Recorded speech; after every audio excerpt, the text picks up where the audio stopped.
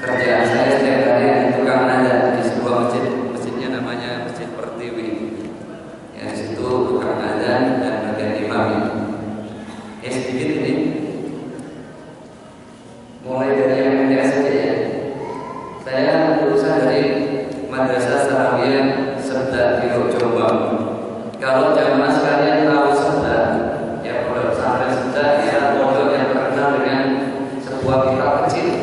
yang namanya al-amsilah tasrifiyah. Fa'ala yaqulu fa'lan wa maf'alahu wa fa'ilun. Itu yang dimana di Al-Qur'an berjumlah. Saya menghafal di sana. Kemudian termasuk aliannya juga dimana di Al-Qur'an. Apakah saya awalnya berjumlah. Kemudian saya di Institut Perguruan Tinggi Ilmu Al-Qur'an Jakarta Selatan. Di sana mendalami tentang isi kandungan Al-Qur'an, bahkan langgam-langgam bacaan Al-Qur'an atau tilawah bagaimana baca Al-Qur'an dengan baik dan benar. Ya, ada yang namanya bayani, hijaz, piaga, dan sebagainya di sana belajar. Kegiatan sehari-hari pembimbing tahfidz dan tafsir Al-Qur'an di beberapa lembaga, perkantoran, instansi dan sebagainya di Yogyakarta, termasuk alhamdulillah di sini banyak sekali teman-teman yang meluangkan dirinya untuk bagaimana membaca Al-Qur'an dengan baik dan benar. Jadi paling tidak kesibukan sehari-hari jangan sampai kita terlepas dengan bacaan ayat-ayat suci Al-Qur'an. Kemudian selanjutnya saya juga termasuk aktivitas sehari-hari menjadi motivator di bidang tafsir dan juga tahfidz dan juga menghafal Al-Qur'an dengan baik dan benar. Kemudian menjadi trainer muadzin dan juga imam yang profesional. Ya. Masjid sebesar apapun, kalau muadzinnya nggak bagus, itu bisa dikatakan sebagai makmum atau jamaahnya sedikit. Karena apa?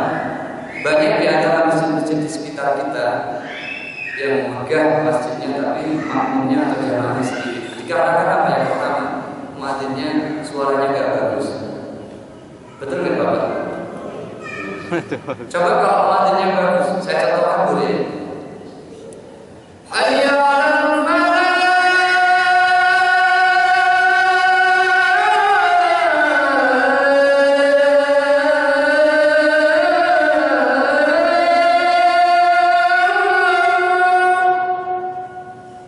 Itulah ya, mbak-mbaknya ini kalau tahu tukang azan dilihat dari depan memang wajahnya merah seperti itu. Karena bermotor. Nah, kalau muadzin di sebuah masjid dengan suara yang seperti itu atau lebih dari itu, dan memang sudah menguasai irama, insya Allah masjid akan banyak. Ya, yang pertama adalah muadzin.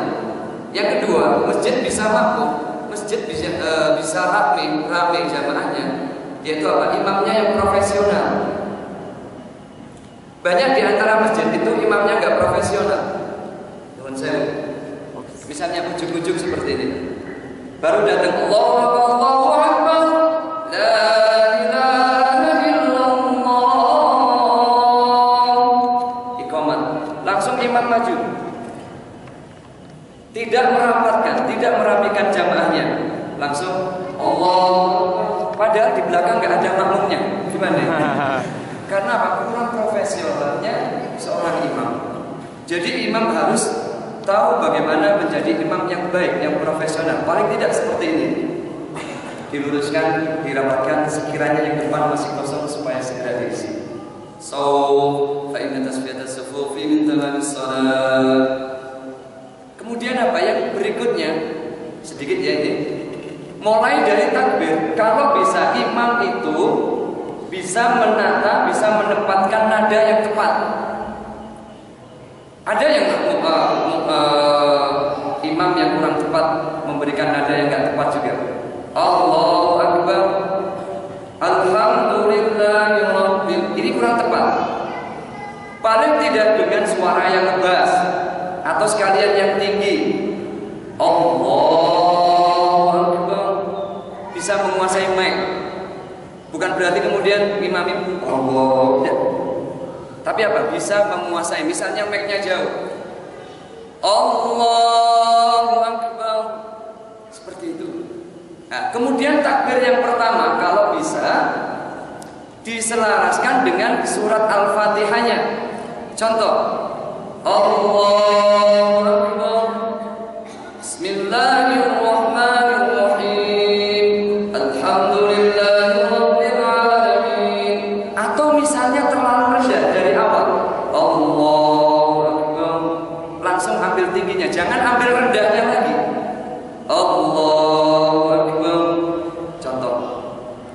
Bismillahirrahmanirrahim. Contoh misalnya as-sudas ya. Ghairil maghdubi 'alaihim waladdallin. Coba makmum. Amin. Pasti ngikutin, nggak ada yang bisa rendah, tapi apa ikut? Itu kerjaan saya sebagai trainer metodologi menjadi imam yang profesional. Kemudian saya di rumah sakit Sarjito juga banyak teman-teman aja itu berita tentang Sarjito situ ini sakit di boten, tapi apa ngajarin taksin di sana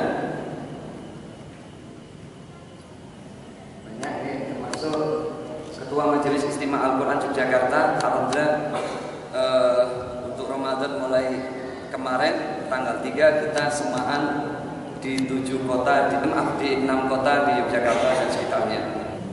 Pembina Ikatan Mahasiswa Jombang di IMJ, di GM, Ikatan Mahasiswa Jombang.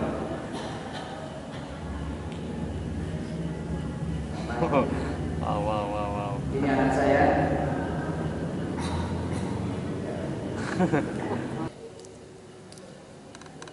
Jemaah yang dirahmati Allah Subhanahu wa taala.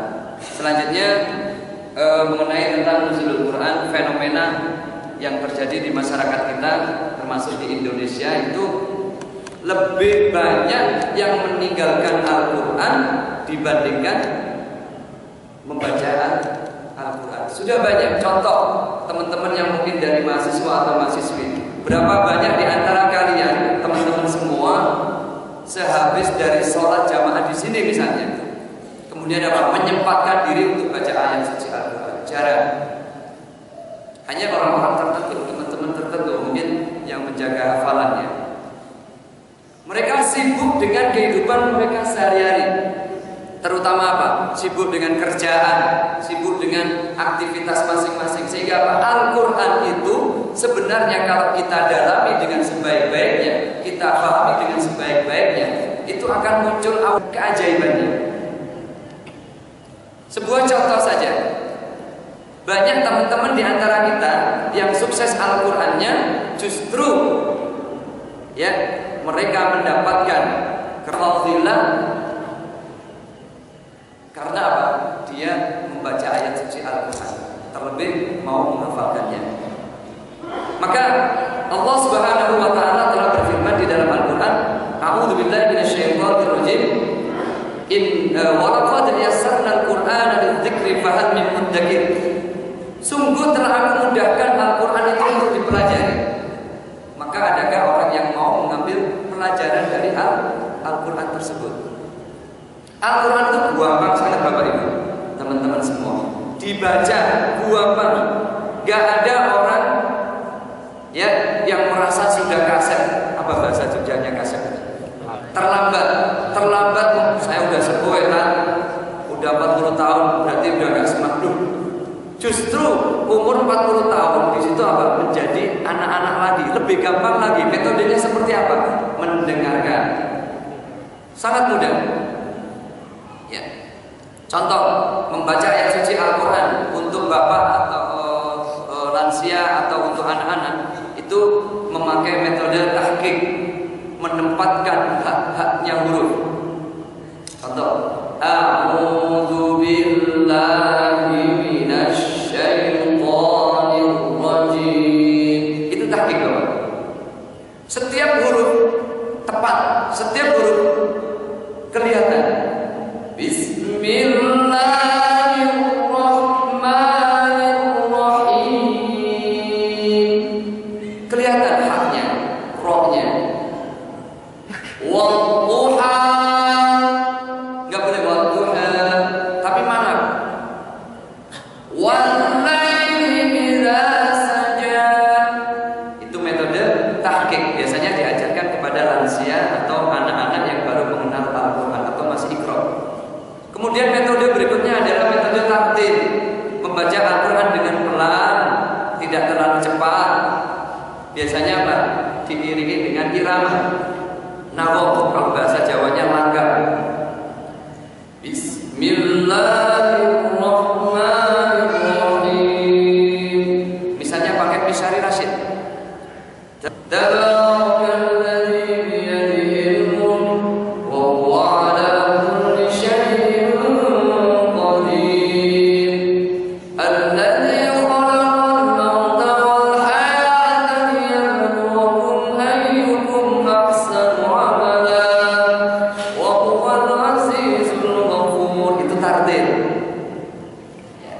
Kemudian metode berikutnya tidak terlalu cepat dan tidak terlalu lambat.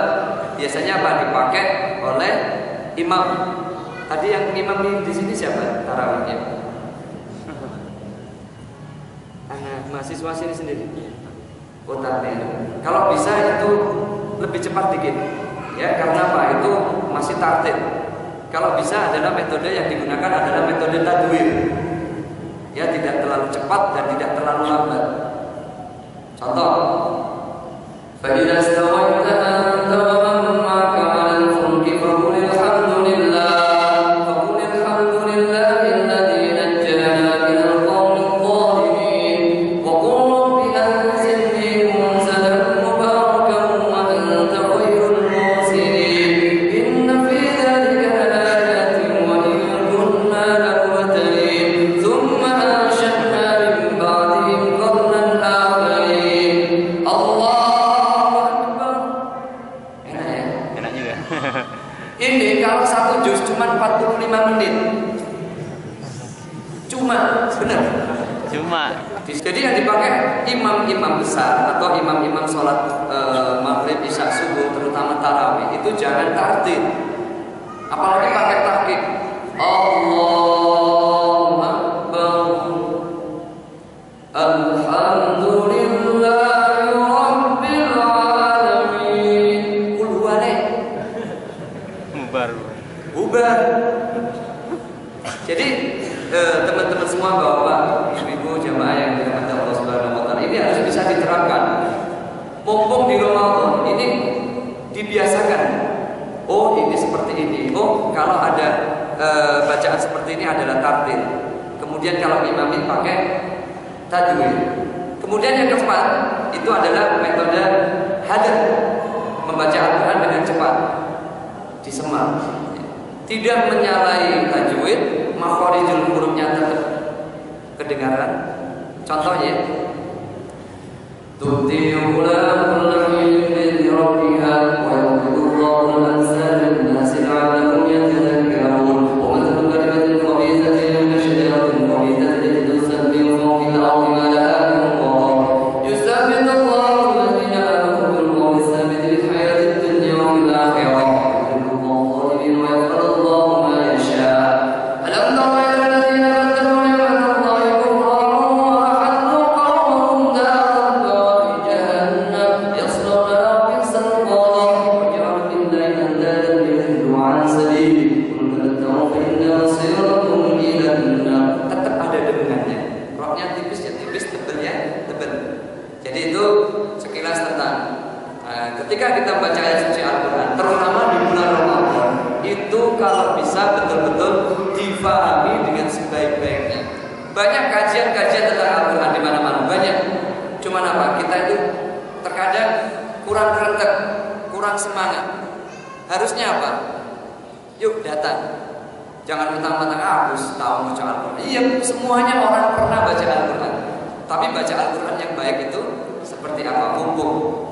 Nah, nuzulul Al-Quran, turunnya ayat suci Al-Quran di bulan Ramadan itu tidak hanya diperingati saja teman-teman semua, tapi apa? Justru diamalkan. Oh, maknanya nuzulul Quran itu apa? Allah menurunkan Al-Quran melalui malaikat Jibril, kemudian disampaikan kepada Rasulullah. Itu apa? Untuk dipelajari, difahami, diamalkan dalam kehidupan kita sehari-hari. Ada anjuran untuk menghafalkan Al-Quran. Ini ayatnya saya singkat-singkat saja karena waktunya katanya 40 menit ya. Langsung saja ke materi. Syahrul Ramadan alladzi unzila fihi al-Qur'an hudan lin-nasi wa bayyinatin minal huda wal furqan. Beberapa hari yang ditentukan itu ialah bulan Ramadan, bulan yang di dalamnya diturunkan permulaan Al-Quran sebagai petunjuk bagi manusia dan penjelasan-penjelasan mengenai petunjuk, dan itu pembeda antara yang hak dan juga yang batin.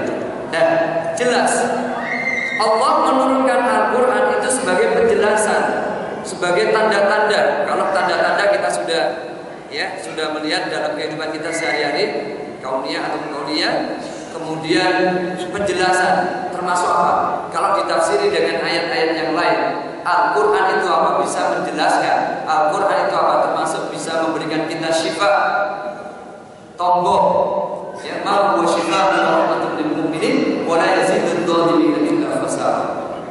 sekali lagi kembali, yang terjadi di masyarakat kita, Al-Quran justru apa? Hanya menjadi pajangan hiasan rumah kita.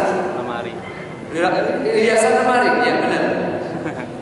Pernah suatu ketika saya datang, saya itu kalau ada orang mau berangkat umroh, pulang umroh, saya datang nomor 1. Saya nitip Al-Quran. Tidak taunya apa? Ketika pulang, beliau apa? Al-Qurannya nggak dikasihkan ke saya, tapi apa? Eman-eman katanya. Maaf Mas Bayangki, ini buat koleksi. Al-Quran kok buat koleksi? Al-Quran yang dipakai yang mana Bapak? Yang dipakai Al-Quran biasa. Berarti Al-Quran yang seperti itu hanya untuk koleksi. Eman-eman. Jadi, mari di dalam kehidupan kita lestarikan Al-Quran. Di dalam kehidupan kita hiasi dengan Al-Quran. Sebuah contoh keluarga yang sakinah, romantis, yaitu apa? Yang selalu dihidupkan dengan Al-Quran. Rasulullah Muhammad SAW bersabda, "Zayyinu manazilakum bis-shalah wa qira'atil Quran." Hiasilah rumahmu dengan salat dan juga bacaan Al-Quran. Contoh, ada sebuah keluarga, ini ayah sedang nyimak istrinya, anak juga ikut nyimak ibunya. Ibunya membaca, Bismillahirrahmanirrahim. Subhanalladzi asra bi'abdihi laylan minal masjidil haram. Sampai kalau suami dekat dengan istri ketika membaca ayat suci Al-Quran, sebentar ya, berhenti dulu ya. Dipuji istrinya, Subhanallah, istriku, sayangku, suara kamu meremukkan hatiku. Saking romantisnya. Misalnya, amma yatasaalun 'anil naba'il 'azim. Shadaqallahul 'azim. Ganti anaknya. Anaknya yang baca, bapaknya nyimak, ibunya ikut nyimak. A'udzu billahi minasy syaithanir rajim. Alam nashrah laka sadrak wa wada'na 'anka wizrak. Lagi-lagi bapaknya berhenti. Subhanallah, mudah-mudahan jadi anak yang saleh, baca Al-Quran. Terima kasih ayah, dilanjutkan sampai selesai. Shadaqallahul azim. Ganti bapaknya. Bismillahirrahmanirrahim. Ibu sama anaknya, Allah. Bismillahirrahmanirrahim. Yang dibaca apa? Fa-ra-ha ja-da-ra. Karena apa? Bapaknya di sini masih ikro. Gak apa-apa. Yang penting apa, teman-teman semua? Dalam kehidupan kita, dalam keluarga kita, mari kita lestarikan yang namanya ayat-ayat suci Al-Quran. Jangan sampai sekali lagi Al-Quran hanya untuk pajangan. Jangan sampai rumah itu seperti kuburan, sepi dari Al-Quran. Karena apa? Kalau ya seseorang suami atau istri kemudian apa sering gontok-gontokan, marah-marah, karena apa? Bisa dideteksi karena apa? Mereka jauh dari bacaan ayat-ayat suci Al-Quran. Ya, kita disuruh membaca ayat suci Al-Quran sebagaimana Allah berfirman dalam Al-Quran, "Iqra bismi rabbikal ladzi khalaq, khalaqal insana min 'alaq, iqra wa rabbukal akram, alladzi 'allama bil qalam, 'allamal insana ma lam ya'lam." Kita disuruh baca, disuruh mempelajari, tidak hanya buat baca-bacaan sekedar bacaan setiap hari, tapi apa? Termasuk difahami, termasuk apa? Diamalkan.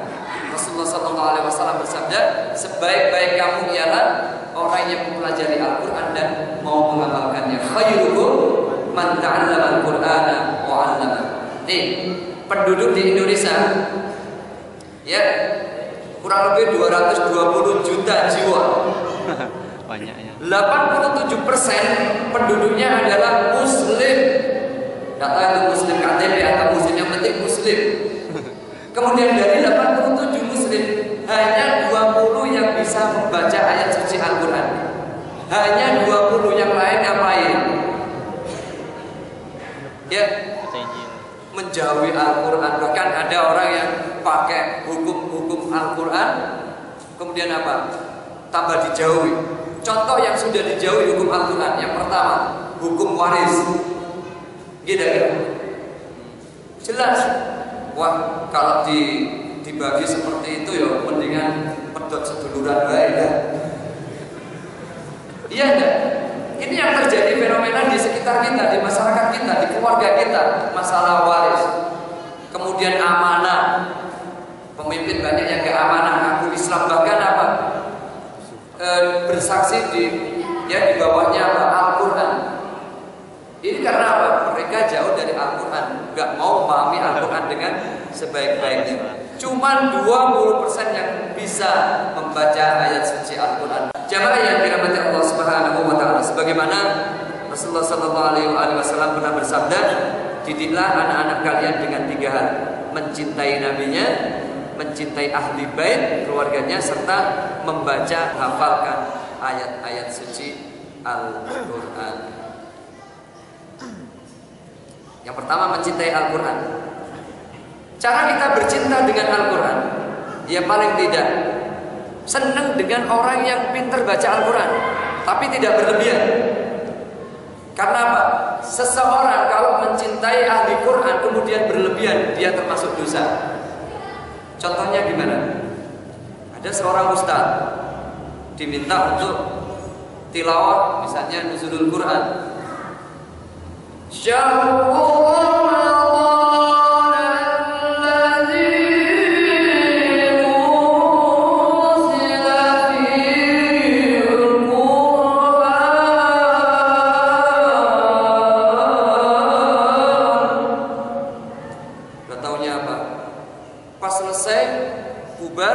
Ada jamaah yang datang, subhanallah Ustaz, suaranya bagus banget. Ini berlebihan. Itu yang pertama. Berlebihan yang kedua adalah pembacanya sendiri nggak boleh berlebihan. Contoh, yang harusnya biasa, kemudian apa? Terlalu dilenggok-lenggokkan. Bukan gini mas. Tapi apa? Gayanya, misalnya udah cowok banget, tidak tahunya apa, dibikin seperti cewek. Contoh, saya bisa.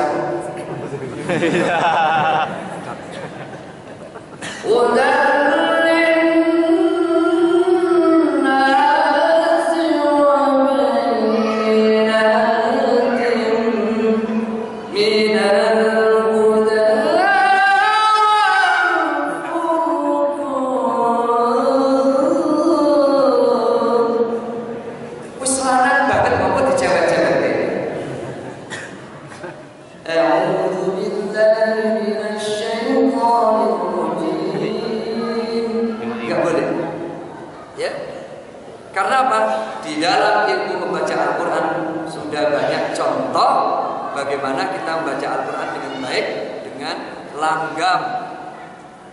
Saya termasuk pro dengan langgam Jawa. Teman saya kalau sini ada yang nggak pro, nanti kita ada dalilnya, gitu ya. Karena apa? Menurut saya, jenengan buka YouTube. Di Sudan itu ada seorang syekh keturunan dari Gunung Kidul. Namanya apa? Syekh Ahmad Muhammad Zain. Kalau membaca itu nanti dibuka Syekh Ahmad Muhammad Zain. Itu insya Allah keturunannya orang Gunung Kidul itu, orang Yogyakarta. Syekh besar. Beliau membaca ayat suci Al-Qurannya apa? Langgam Jawa. Padahal Syekh besar.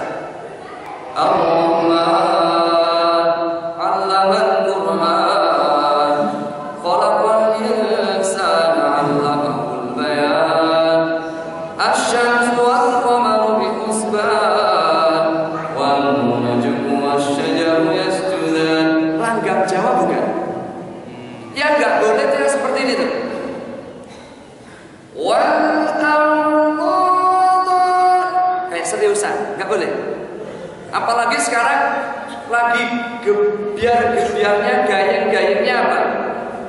Dicampur adukan dengan ketika membaca Injil. Jenengan lihat aja, beautiful Al-Quran and Injil. Yang satu yang dari non Muslim membaca Haleluya, yang satu baca Hayya 'alal falah.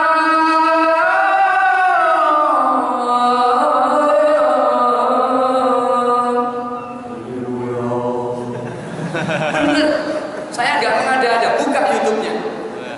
Fenomena yang terjadi sekarang seperti ini. Al-Quran tidak dipelajari dengan sebaik-baiknya, namun apa? Dicampur adukan.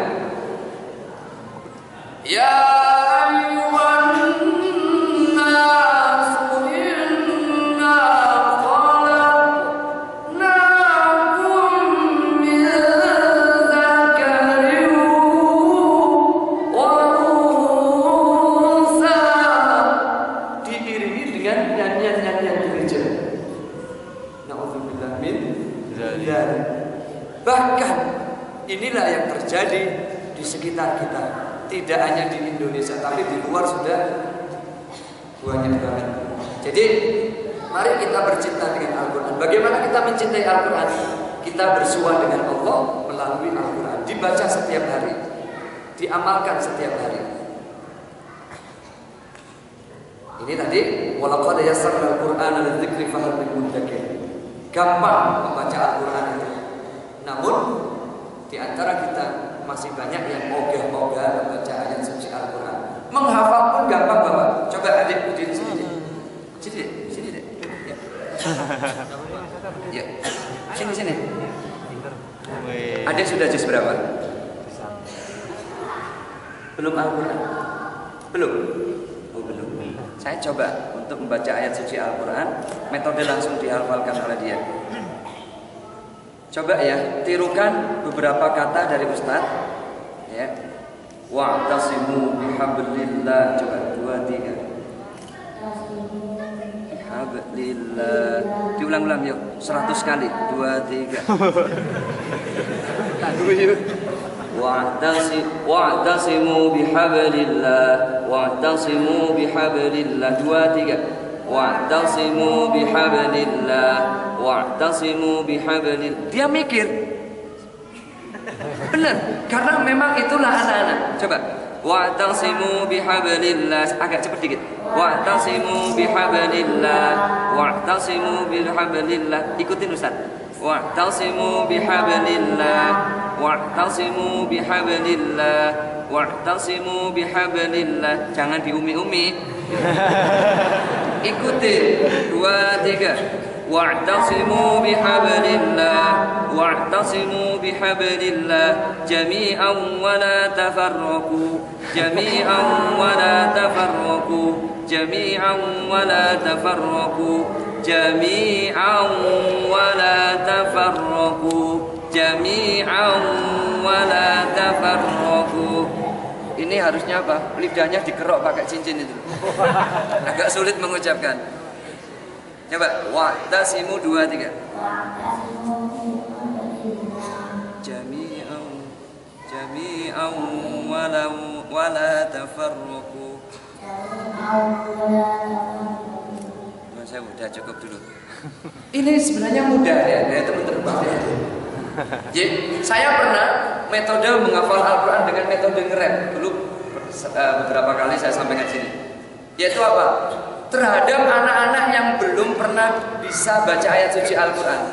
Pernah saya sebuah SMP saya ajarin, karena apa? 2 bulan lagi harus tes baca ayat suci Al-Quran dan juga menyebutkan hukum-hukum bacaan tajwidnya. Saya masuk kelas pertama, saya masuk di sana. Siapa di antara adik-adik yang anak-anak yang sudah baca Al-Quran? Yang ngacung cuma 2. Yang lain masih ikro Pak, jilid berapa? Pernah buka tok Pak. Ikro cuma dibuka, tapi nggak pernah dibaca. Ya udah, langsung saya tulis di depan. Wa'tasimu bihablillahi jami'an wa la tafarraqu wadhkuru ni'matallahi 'alaikum sampai dengan selesai 2 ayat maaf. Saya potong-potong. Udah, semuanya anak-anak berdiri. Saya suruh berdiri. Lalu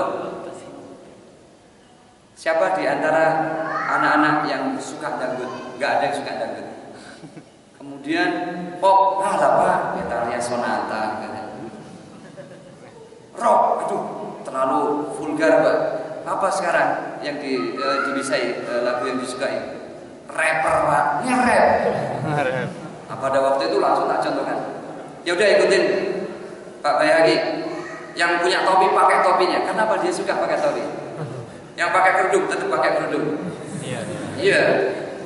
Langsung saya di depan, peci saya lepas, kemudian saya mencontohkan dengan metode nge-rap. Wa'tasimu bihablillah, wa'tasimu bihablillah, wa'tasimu bihablillah. Dari yang pojokan, wa'tasimu bihablillah, wa'tasimu bihablillah, wa'tasimu bihablillah. Ayo ikutin 7 kali. Wa'tasimu bihablillah, wa'tasimu bihablillah, jami'an wa la tafarraqu, jami'an wa la tafarraqu, sampai dengan wadhkuru ni'matallahi 'alaikum. Selesai. 1 kali pertemuan 2 ayat selesai. Ya. Kemudian karena dia suka dengan nge-rap, keluar dari kelas di kantin, wow, yang paling bugar, paling bikin saya itu gemes banget, Bapak Ibu. Ada yang di kamar mandi, wa'tasimu bihablillah.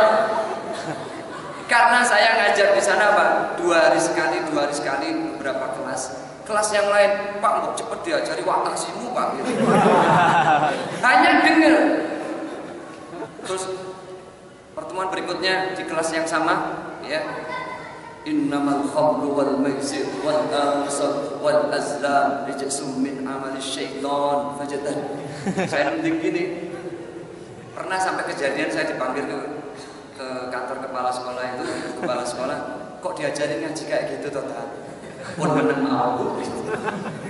Ini metode saya. Karena apa? Mereka suka. Sampai kurang 1 minggu ketika itu akan ujian baca ayat suci Al-Quran hafalan, saya agak bingung. Waduh, yang kan ada 6 ayat pilihan yang harus dibaca, dihafal. Tapi nanti pilihannya ada 2 ketika diteskan. Saya minta ke kepala sekolah, Bu, saya minta jam saya ditambah untuk seminggu ini, untuk apa? Biar nanti anak-anak lancar.